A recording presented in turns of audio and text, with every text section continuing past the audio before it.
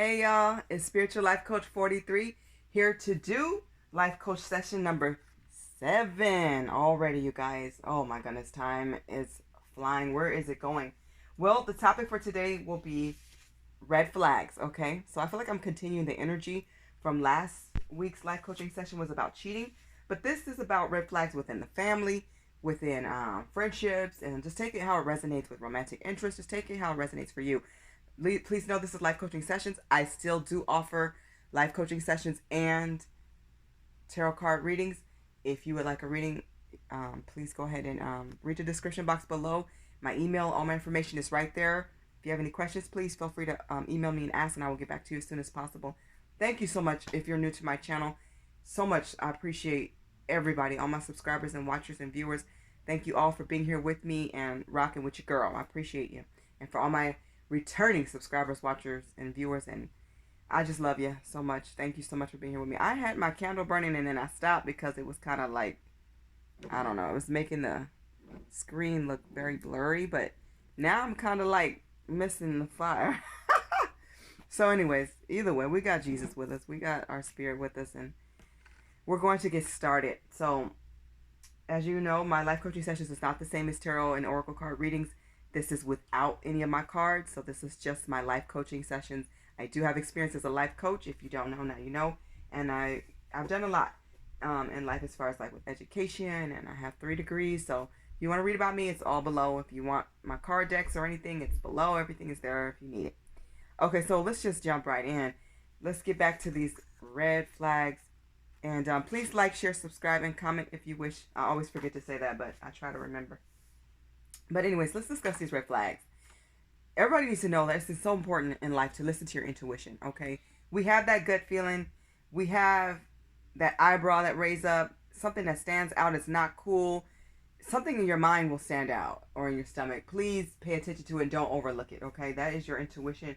Sometimes you may actually hear a message. That's spirit communicating. That's a part of your intuition, or something that just looks wrong, feels wrong. 9 times out of 9, it is wrong. Okay? Let's go with number 1. There's something that is going to stand out, and this is when somebody just has no growth. You notice time and time and time again, we're getting older. So you should be getting better and smarter, not making the same mistakes. It's important to elevate to the next level of commitment. So do that, okay? When somebody's not elevating, you see it, you know it.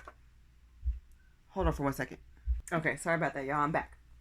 So what I was saying is, when somebody never elevates to the next level of commitment, you're just friends and they don't know when to ask you out on the date, or they don't know when to take it from a friendship to a relationship. They don't know how to go from a girlfriend to a boyfriend situation to where you're elevating and it's exclusive, or it's time for marriage. They need to know when they feel like it's time, it's typically time, or at least test the waters and ask.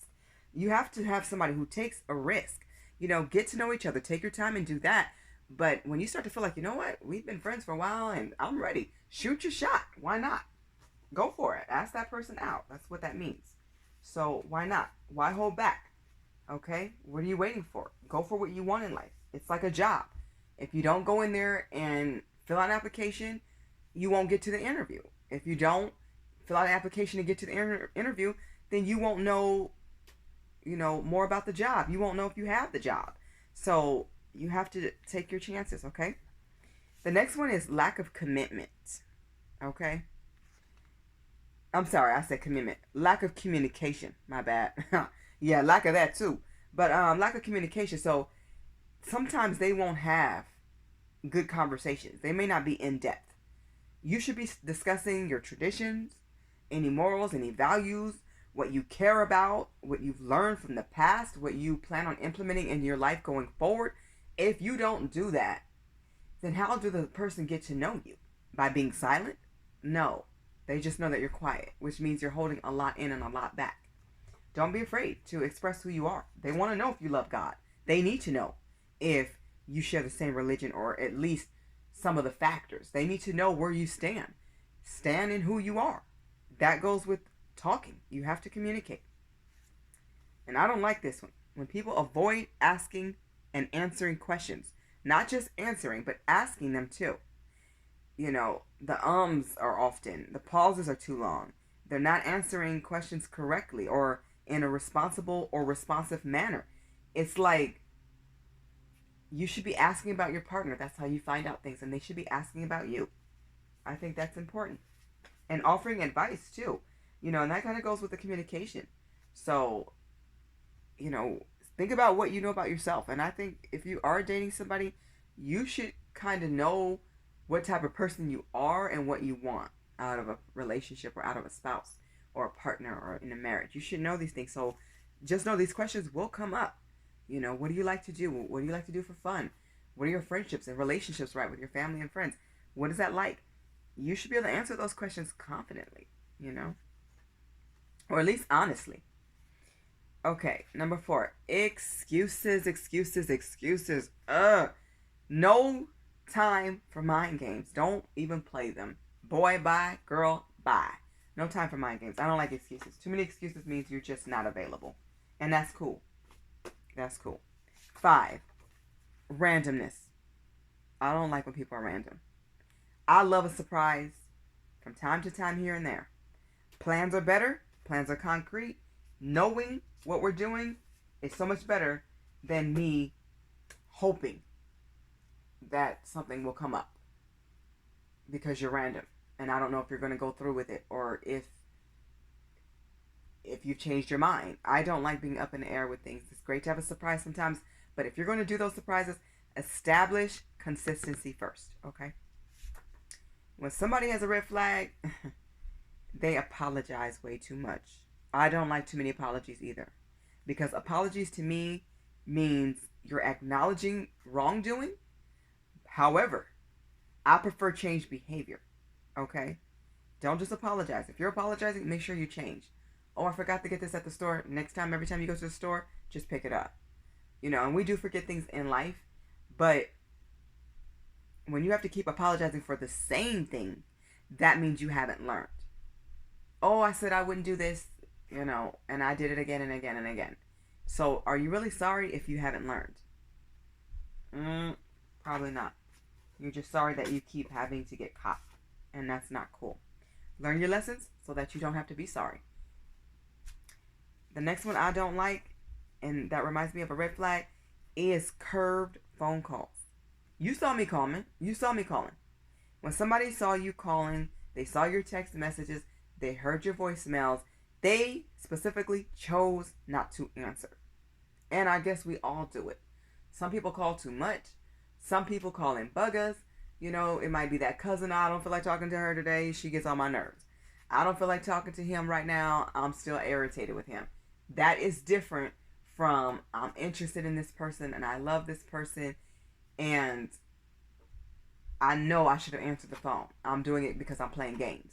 Or I know I should have and could have text back, but I'm not because I want them to wait it out. Listen, if you want to talk to that person, talk to them. If you don't, you don't. We all have our reasons, our seasons, and our reasons for why we do things and don't do it. But when it becomes more of a game and this is your consistent behavior of curving phone calls, that's not cool.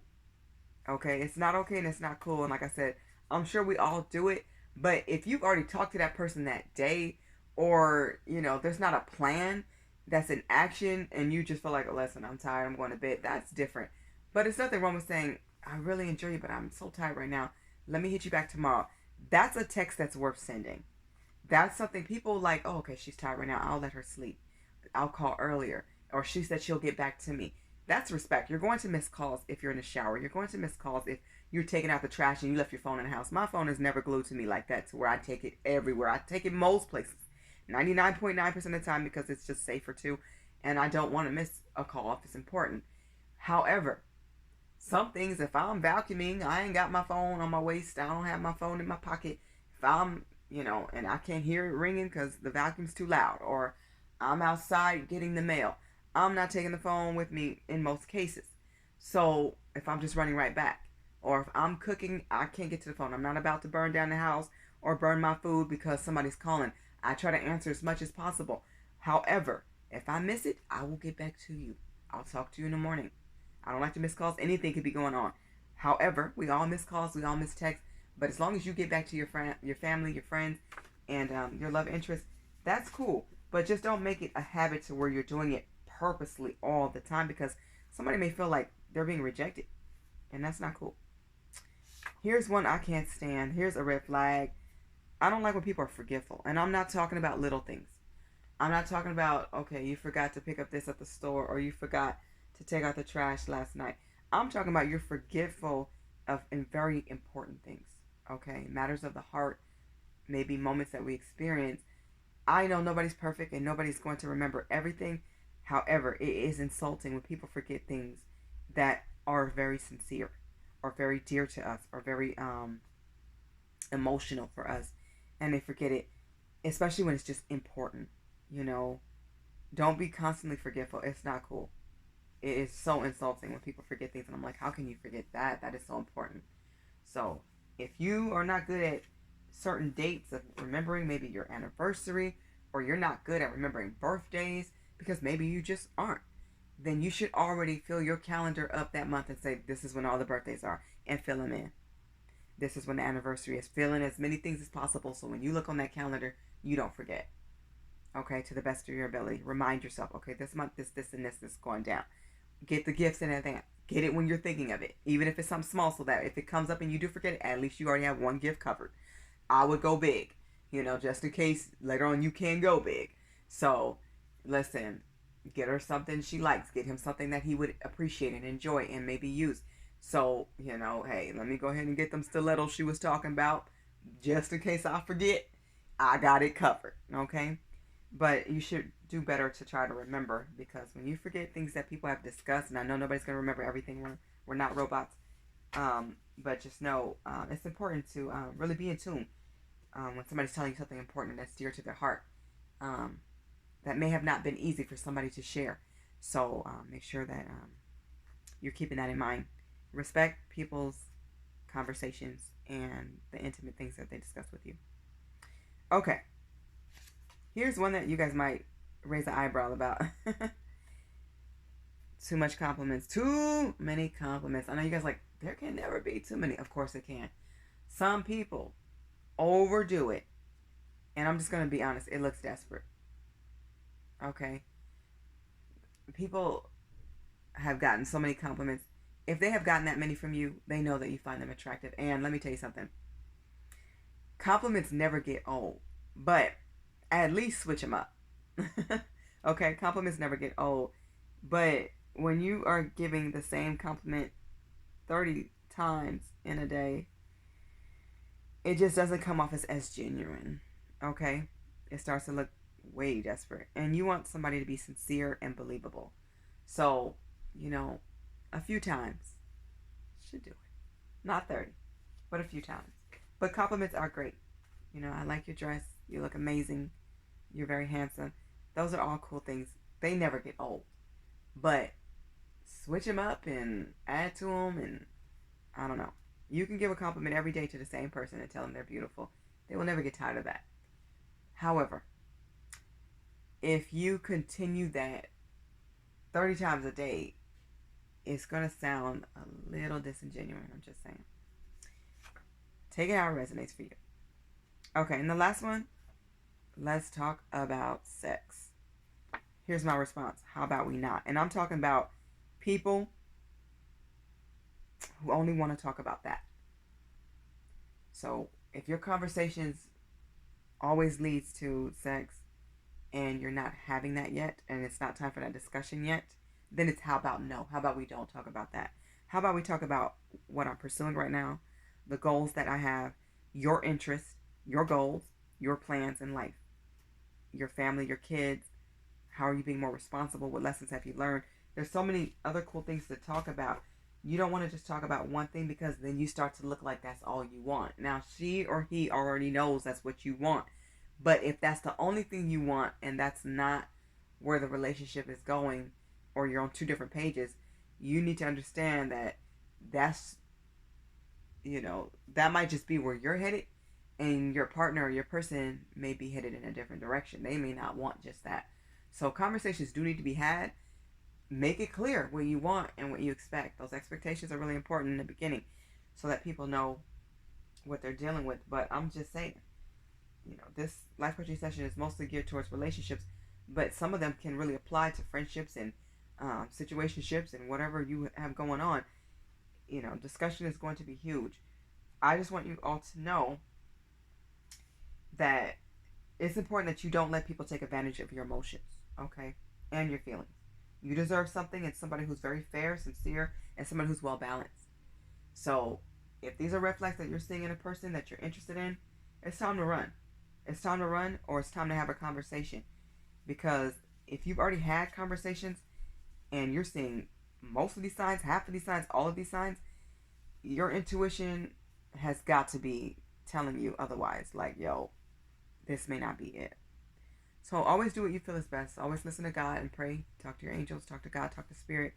And just know red flags really do exist. Oftentimes we look over them. It's time to stop doing that. Because when we do that, later on we go, I saw that coming. I saw the smoke. I should have knew the fire was coming. I saw it. And I looked over it and I just let it go. Do not let it go. Okay? Red flags are there for a reason. Nobody is perfect. We are all works in progress. However, when you sit there and let those red flags stack up and stack up and stack up, it will get to a point where you feel smothered or you feel like it's just boiling over and it's too much, it's too many, and it's uncomfortable. And that's typically when you will reach your breaking point. Start having those conversations about what you want and what you must have in a relationship so that you can avoid a lot of these or all of these. Okay? Well, this has been another productive session to me. I hope I was clear. I hope everything came out good.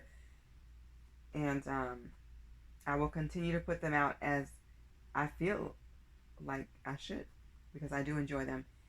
I will put up Sunday's reading, which will be the weekly between Sunday and Monday, typically by Monday, as scheduled. And I just want to say I enjoy you all. This has been Life Coaching number 7 about red flags. So be watchful, be observant, and have a blessed weekend, a blessed night, and much love, peace, and joy to all of y'all. Peace, y'all. Bye.